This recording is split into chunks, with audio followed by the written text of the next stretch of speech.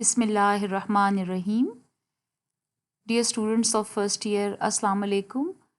Now this is the exercise of unit number 9, the white lamb.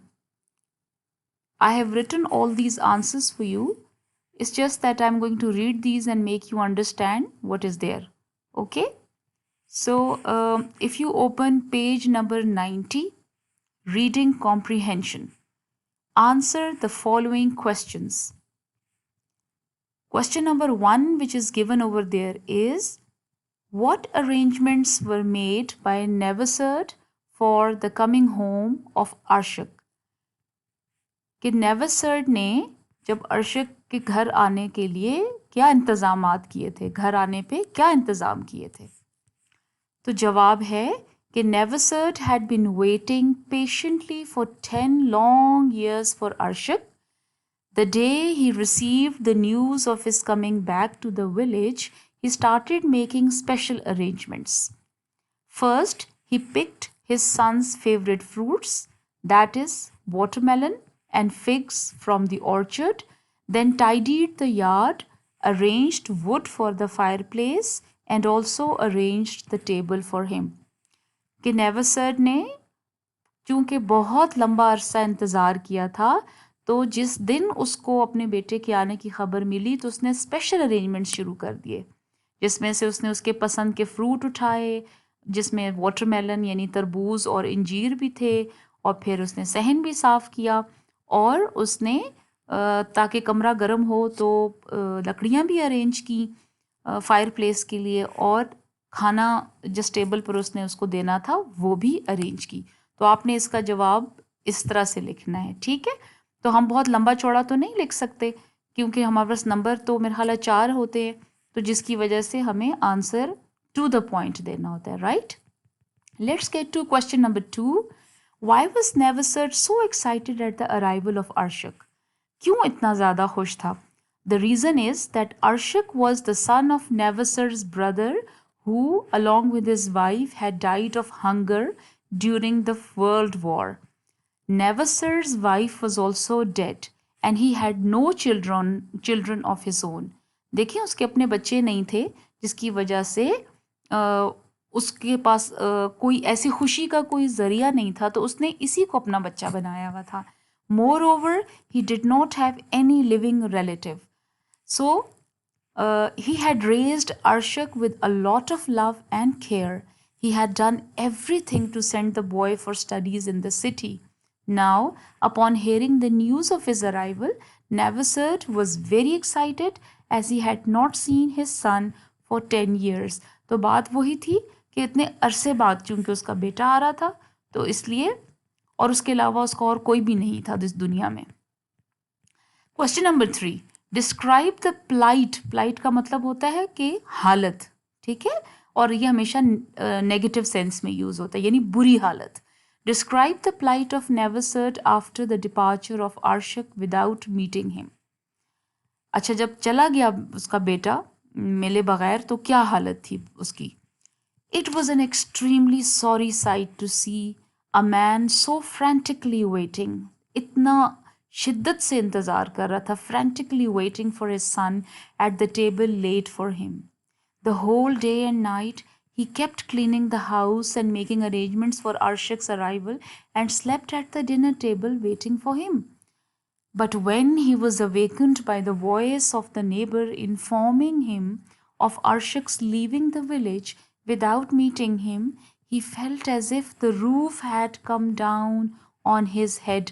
अब ये inverted commas में इसलिए लिखा है मैंने क्योंकि ये as it is किताब से उठाया है. तो जब आप कोई टेक्स्ट में से कुछ जिसको हम कोट कहते हैं, कोट करते हैं, तो we do not do it without inverted commas. So inverted commas just to tell us that it is taken from the text. He climbed the roof and found Arshak's car leaving speedily away. All this shocked him and he could not walk properly.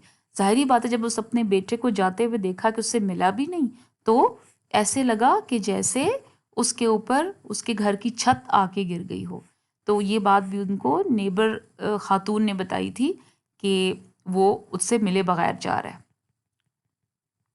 Question number 4, what is the central idea of the story? यानी कि इस central idea हम जब भी कहते हैं it means theme या crux, gist, तो कौन सा वो जिस्ट है या थॉट है जिसके गिर्द स्टोरी घूम रही है, ठीक है? Is this theme relevant to our culture as well? तो क्या ये हमारे कल्चर में भी या हमारे सेटअप में भी ये बात जो है वो रेलिवेंट है कि नहीं? तो आंसर है कि the story revolves around the sacrifices that parents make for raising their children who in return do not give any regard to them. Children do not even care to meet their waiting parents, just like Arshak, the son of Navasar, does. This theme is universal. जिस तरह से कि उसके बेटे ने उसकी परवाह नहीं की, तो इस तरह बच्चे कर जाते हैं, वो उस तरह से माँ बाप का ख्याल नहीं रखते जिस तरह से माँ बाप उनका रखते हैं। उनको उनकी कुर्बानियों की समझ नहीं आती, उनके जितने सेक्रीफाइसेस हैं या उनकी एफर्ट्स हैं उनकी समझ नहीं आती। तो this theme is universal. Universal का मतलब होता है कि ये सब पे अप्लाई होता है and is relevant to our culture as well. और क्यों हमारे कल्चर में अप्लाई हो रहा है? Today we too have gone forgetful of our duties towards our parents when we grow up. क्योंकि बहुत ज़्यादा लोग अपने कामों में लग गए हैं, कमाने में लग गए हैं, तो इसलिए वो भी भूल जाते हैं अपने माँ बाप की तरफ उनकी क्या ड्यूटीज़ हैं। अच्छा जी, write down the plot of the story. अब प्लॉट इज़ वेरी सिंपल। मैंने आपको पीछे दूसरे स्लाइड्स में भी बताया था पिछले लेक्चर में कि the plot of this story is very simple. It revolves around two main characters, Nevsard and Arshak. In exposition, exposition is the first step, अगर आपको याद हो, यानी introduction. In exposition, we are introduced to the setting and the situation of the characters, that how excited the father was upon hearing the news of his sons coming back to the village after 10 years. The old man had raised his son with so much effort and gave great sacrifices for him. The complication started. अब देखें, exposition के बाद जो नया step होता है वो ये होता है कि राइजिंग एक्शन होता है। राइजिंग एक्शन के अंदर क्या होता है कि कोई ना कोई जो कॉन्फ्लिक्ट है या कोई कॉम्प्लिकेशन है, यानी कि अब जो टेंशन्स हैं वो आहिस्ता आहिस्ता बढ़ना शुरू हो जाती हैं। और उसमें ये होता है कि वो इंतज़ार करता है, इधर उधर से बातें सुनता है, लेकिन फिर भी he can't meet his son. So the complication started when he kept waiting for his son, meanwhile making a lot of preparations. But the son delayed his meeting. We reached climax. अब देखें ये different steps हैं: exposition, complication, climax. So we reached climax when the old woman of the neighborhood told him about the son, and soon in falling action. अब ये fourth step होता है हमेशा plot का falling, यानी कि anti climax. The old man was shocked to know that his son was leaving without meeting him. In the end में यानी जो resolution है या आखिर में वो जो एक last step होता है plot का, यानी जिसमें अब बस एक नतीजा निकलना होता है. In the end, this old man is shown to be in the most dejected यानी sorrowful, depressed state, shocked state. तो ये है जी प्लॉट ऑफ द स्टोरी. उसमें आपने 5 स्टेप्स में बता दिया कि सबसे पहले एक्सपोजिशन यानी इंट्रोडक्शन, फिर उसके बाद मैंने आपको बताया कॉम्प्लिकेशंस या जो टेंशंस या राइजिंग एक्शन कैसे बिल्डअप होता है, फिर क्लाइमैक्स पे किस तरह पहुंचते हैं जो पीक पॉइंट होता है हमेशा, एंड देन फॉलिंग एक्शन और एंटी क्लाइमैक्स में क्या हुआ, और एंड यानी कि रेजोल्यूशन या उसके कंक्लूजन में क्या होता है. ऑलराइट, चलें, let's get to the next question. Is there any conflict in the play? If yes, how is it resolved?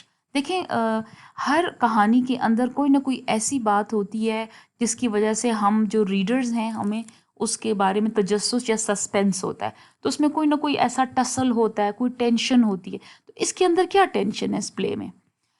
Yes, in this play the conflict is the meeting of father with the son. असल में सारा मसला तो यही होता है. The whole story revolves around this problem that whether they are going to meet or not. Okay, so this is the conflict, this is the tension. So the entire plot is woven का मतलब होता है कि उसके इर्द गिर्द बुना हुआ है ना. So made or created around the wait of the father for his son who had come to the village after 10 years. The suspense was maintained through the other characters who either asked or informed Neversert about Arshak. देखें, जब कहानी में कुछ suspense होता है तो हम उसको आगे पढ़ते भी हैं, तो सस्पेंस तो यही है कि वो एक दूसरे से मिलेंगे, कब मिलेंगे, मिलेंगे भी कि नहीं. So this is the suspense. It was very painful to read that he could not even see the glimpse of his son. यानी अपने बच्चे की झलक भी नहीं देख सका. The conflict is resolved when a lady, a neighbor, told him of his son's leaving the village. Shocked to learn, he ran to the roof to see and found only the speeding car of his son. तो इस तरह से वो चला जाता है और फिर हमें पता चलता है कि कॉन्फ्लिक्ट अब ख़त्म हो गया है, यानी कि इसका हल ये निकला कि उसका बेटा तो चला गया and he is now shattered, he is shocked. Question number 7 आप खुद करेंगे जी, because I have written to be solved by students. How would you resolve the conflict if you were the author of the white lamp. इसमें उन्होंने कहा है कि सोचें, सपोज करें कि अगर आप ऑथर होते तो आप कहानी को कैसे ख़त्म करते. ठीक है, तो अब आपने ये करना है कि एक पैराग्राफ में ना एक उसका बताना है कि how would you and the story, आपका एंड कैसे होता. ठीक है, तो इंटरेस्टिंग होगा अगर आप लोग इसको लिखेंगे तो. Okay, question number 8. Compare and contrast the characters of Nevsard and Arshak. आपको पता है both are the main characters. Okay, कहानी इन्हीं दोनों कैरेक्टर्स के दरमियान है. So answer, both these characters are poles apart from each other. यानी एक दूसरे से कोसों दूर हैं, अपने नेचर में भी और अपने रवैयों में भी. ठीक है, Nevsard, please correct the spelling. Nevsard, father of Arshak, is a very loving and caring person. He has done everything to raise Arshak, who is actually his dead brother's son. He sends him to a big city for his studies. अब हमने क्या किया कि पहले नेवसर्ट के बारे में बताया है कि वो किस तरह का बंदा है, कैरेक्टर उसका हमने बताया, उसका किरदार कैसा है. Neversert is also a hard-working person and takes care of the orchard even in his old age. तो हमने क्या क्या qualities बताई? Is a very loving and caring, then sacrifices everything, then hard-working, takes care of the orchard, and he does all his chores, means tasks, by himself.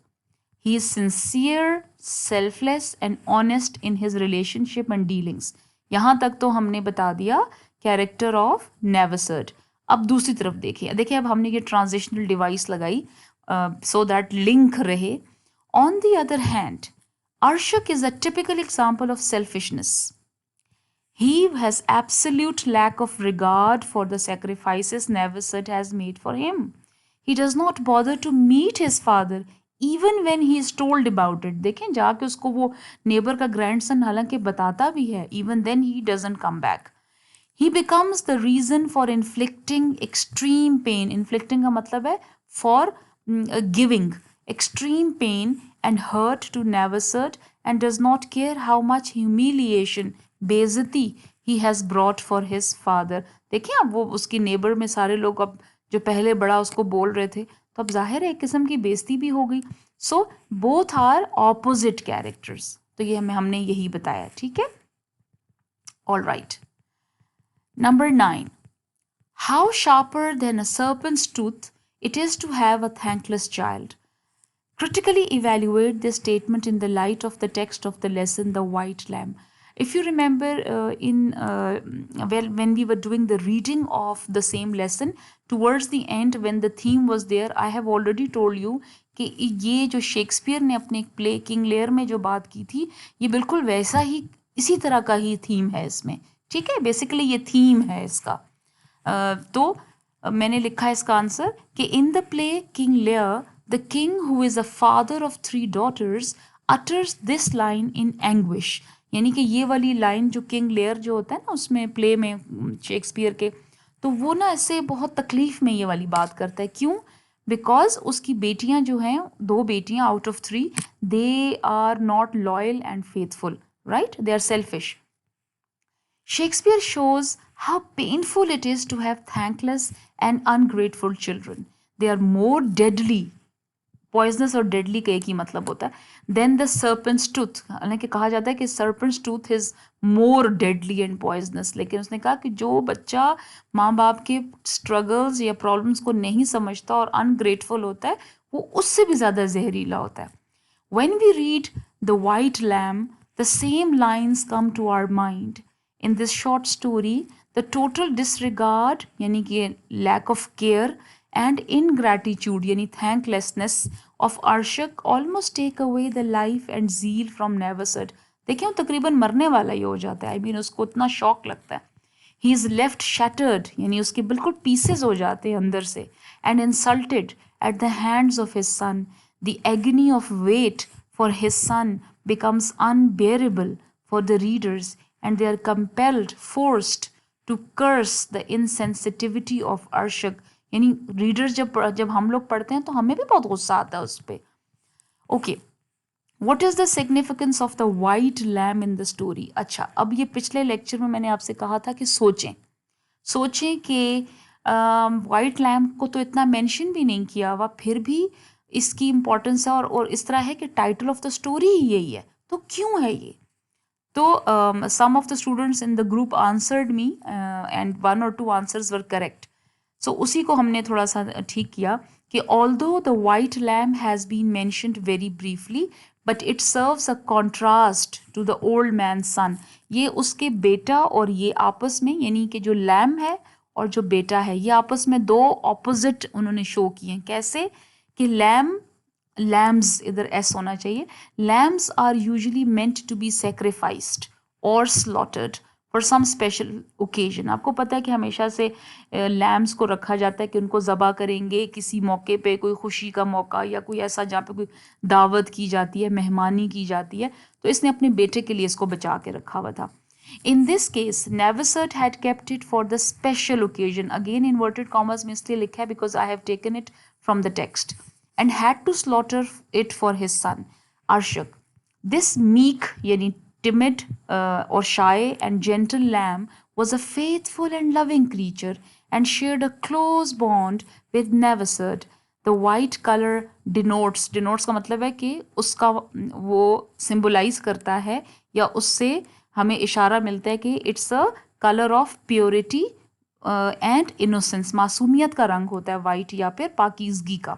It stands in contrast to the selfishness of अर्शक.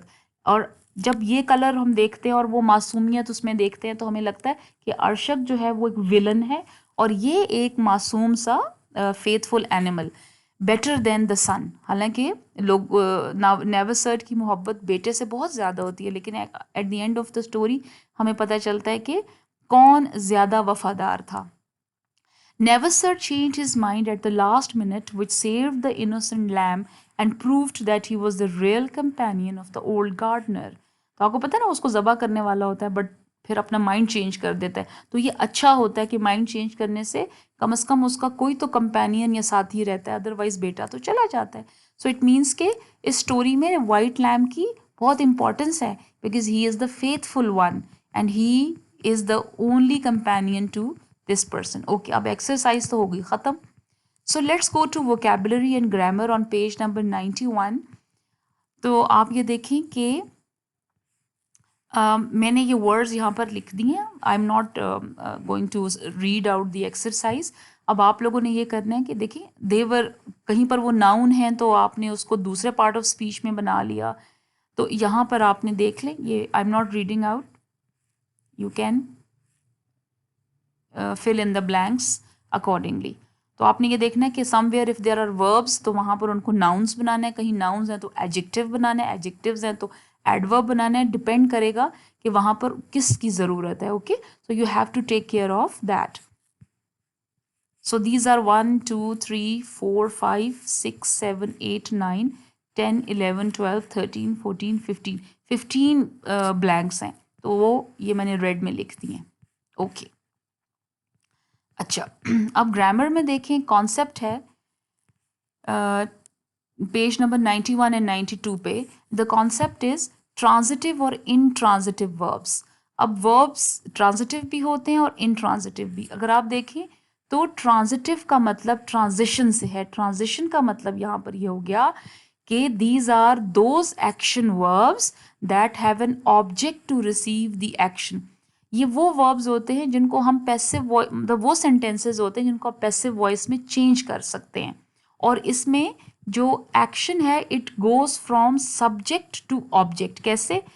ये देखिए, आई bake सम cookies. तो जब हम कहते हैं आई bake और आगे देखें व्हाट, ये ऑब्जेक्ट आ गया, ये पूरा ऑब्जेक्ट है सम कुकीज. तो अब हम इसको जहाँ पर एक्शन जो है वो वर्ब जो है उस एक्शन को सब ऑब्जेक्ट की तरफ लेकर चला जाए तो उसे हम कहते हैं ट्रांजिटिव वर्ब. अब इस दूसरी तरफ देखें जो इंट्रांजिटिव है कि they do not have an object, इनका ऑब्जेक्ट नहीं होता जो, और इसको हम पैसिव वॉइस में भी चेंज नहीं कर सकते. अभी आप if you just try to compare it you will get to know कि आई राइड द बाइसिकल. ठीक है, द बाइसिकल. तो आप देखिए एक्शन बाइसिकल पे जा रहा है ऑब्जेक्ट पे, पर यहाँ तो नहीं जा रहा. आई क्राई, ये तो नहीं जा रहा. So same, I move what, the chair. The book falls. देखिए द बुक फॉल्स, अब वर्ब के बाद कोई ऑब्जेक्ट ही नहीं है, कोई और नाउन है ही नहीं या प्रोनाउन है ही नहीं कि जिसको हम पैसिव वॉइस में चेंज कर सकें. तो transitive and intransitive verbs are those verbs जिसमें हम ये देखते हैं कि एक्शन जा रहा है आगे कि नहीं जा रहा ऑब्जेक्ट की तरफ. If it is going to the object then it will be the transitive one, और उसकी पहचान ये है कि ये पैसिव वॉइस बना सकते हैं हम. अब some exercise if you could get to know. तो A part, tell whether the verbs in colour are transitive और इनट्रांजिटिव. अब ये वर्ब्स है.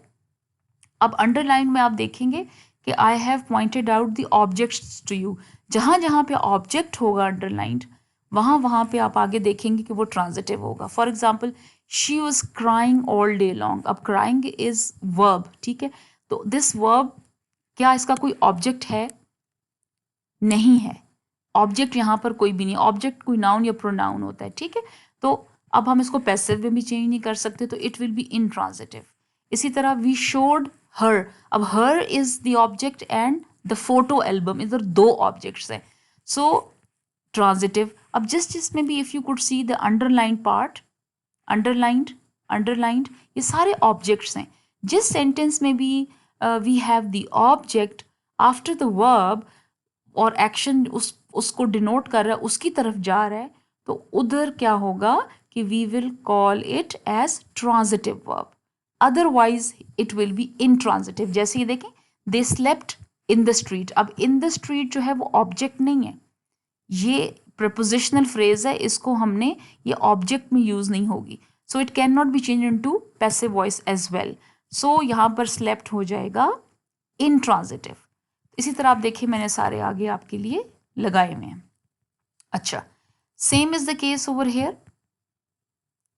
अब आप लोगों ने ये बताना है कि ये अब आपने एक्सरसाइज करनी है, ठीक है. This is the exercise be on that same page, और मुझे बताइएगा आप लोगों ने लिख के कि क्या ये ट्रांजिटिव और है कि इनट्रांजिटिव. इसी तरह कीजिए the way I have done, कि आप बेशक जहाँ पर वर्ब है उसको काइंडली सर्कल करें. जैसे for example some ants fight fiercely, तो इसमें वर्ब किधर है?